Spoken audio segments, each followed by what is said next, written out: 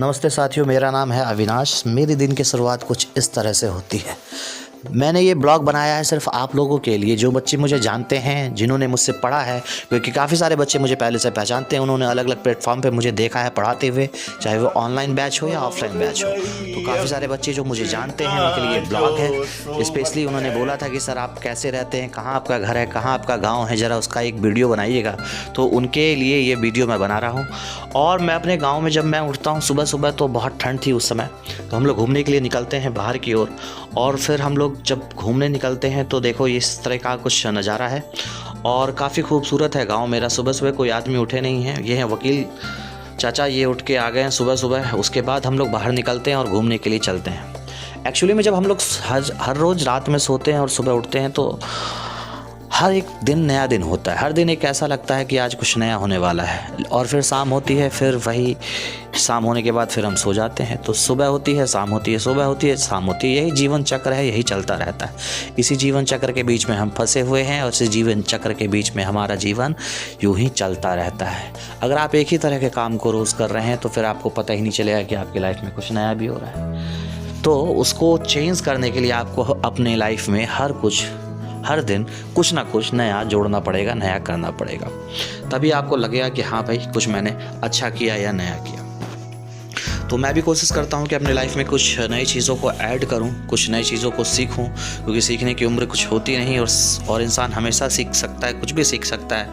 जब भी आप चाहेंगे तो नई चीज़ को आप सीख सकते हैं। तो अपने आप को प्रेरित करें कुछ नया करने के लिए, कुछ नया सीखने के लिए। जीवन में आगे बढ़ने का अगर आपको रास्ता मिलता है तो ज़रूर उस रास्ते को पकड़ें और भगवान का नाम लेकर सिर्फ अपने काम में लगे रहें। कर्म पे ध्यान दें, फल की चिंता बिल्कुल भी ना करें, क्योंकि फल आपको वैसे भी मिलने वाला नहीं है अगर अच्छा काम आप नहीं करते हैं। तो इसलिए कर्म के ऊपर ज़्यादा आपका फोकस होना चाहिए। वो कहते हैं ना कि मत सोचो ज़िंदगी के बारे में ज़्यादा, जिसने दी है उसने भी तो कुछ सोचा होगा।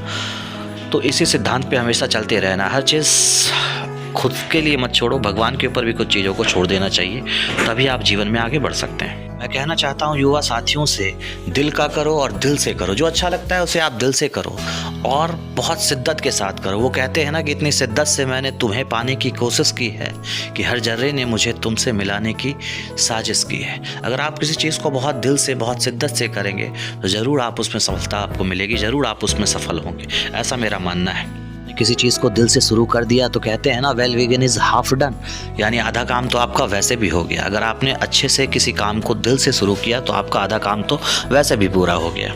के टाइम में मुझे लगता है कि आप लोगों का फोकस दो ही चीज़ों पे होता है, एक सोशल मीडिया पे और दूसरा फ्रेंड सर्कल पे।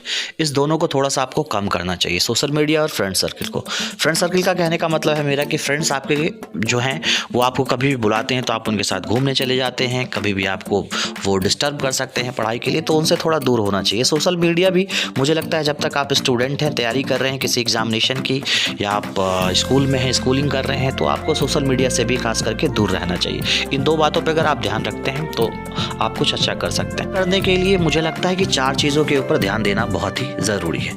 सबसे पहले कि आप अपने गोल को सेट करें, सेट योर गोल आप पहले सेट करें। उसके बाद मेक योर डेली रूटीन, आप अपना डेली रूटीन बनाएं, एक प्रॉपर रूटीन बनाएं, उसको फॉलो करें।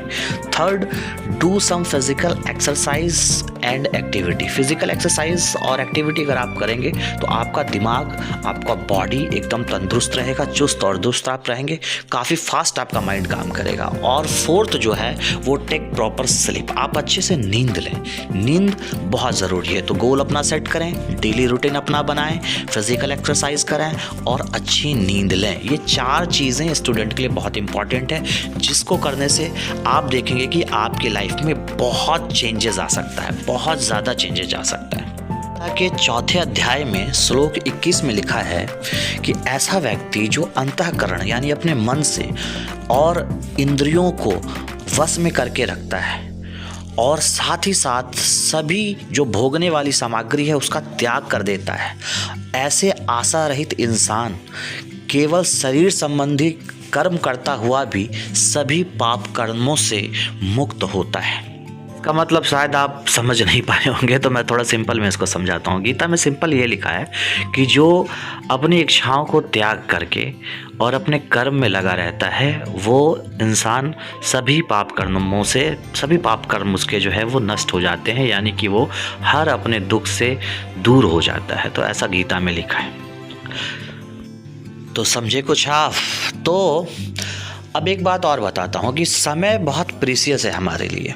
टाइम को हम उतना इम्पोर्टेंस नहीं देते जितना देना चाहिए, because time is money, money is power, power is everything.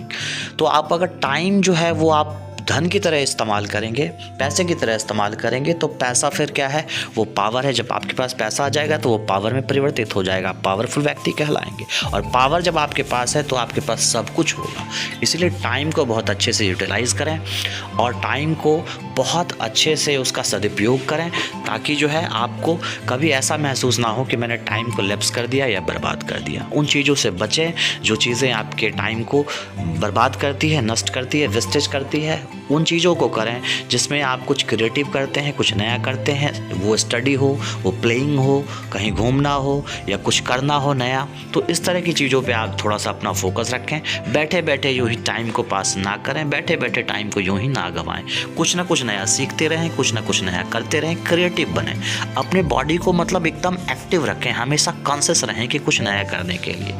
यूँ नहीं कि डल होके बैठ के एकदम सोए हुए हैं, पड़े हुए हैं, वैसा नहीं होना चाहिए। अपने आप को हमेशा एनर्जाइज रखें, एनर्जेटिक रखें, कुछ करने के लिए हमेशा जो है उत्साहित रहें। अब किसी ने बोल दिया कि कुछ ये कर दो तो आप नहीं, मैं थका हूँ, ये काम नहीं होगा, तो ऐसा नहीं है। 90% केस में देखा जाता है कि जब हम बोलते हैं तो ये गलत साबित होता है। Thank you very much.